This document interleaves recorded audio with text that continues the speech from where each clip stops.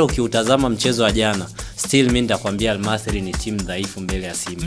Yani waliwaruhusu Simba wafanye chochote wanachoweza kufanya ndani ya mchezo. Sasa hiyo tu haitoshi wewe kupenya kwenda kwenye hatua inayofuata. Nasema hivi kwa sababu swala la Simba kuchukua goli 2 kwa siku ya jana, naweza nikakwambia lilikuwa liko mikononi kwa Simba wenyewe. Kwa hata kwenye kuelekea mchezo wa mkondo wa pili, maana yake ni kwamba Simba ataamua kufanya nini kwenye huo mchezo ili yeye afanikiwe kutinga kwenye hatua inayofuata. Of course watu wamekuwa wakimpa nafasi kubwa Simba kwa sababu kwenye uwanja wa Benjamin amekuwa akifanya vizuri sana. Lakini tukumbuke kwamba Simba hii tunaoizungumza yani inafanya makosa makubwa kwenye mazingira ambayo ni maamuzi ya mchezo.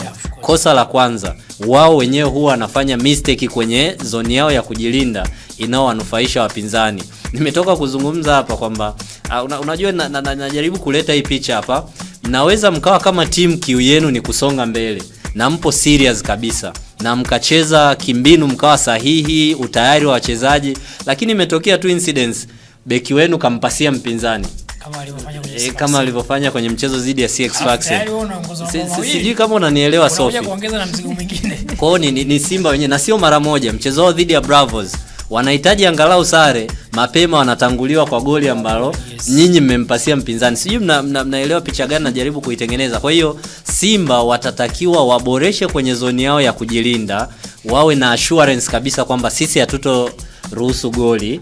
Alafu wanapokwenda kushambulia vile vile Simba wanatakiwa wawe very clinical, kwa sababu kwenye nafasi za jana shots 18, imagine huko ugenini 7 yamelenga lango, alafu hakuna hata moja wapo lenye uhatari hata kusema hili lingekuwa ni bao. Kwa hiyo kwangu mimi nadhani hayo maeneo mawili kama wasipoyaboresha, kwa sababu ni maeneo endelevu. Yani hizo mistake za Simba kuruhusu goli ilianza kuanzia kwenye mchezo dhidi ya Al Ahly Tripoli nadhani.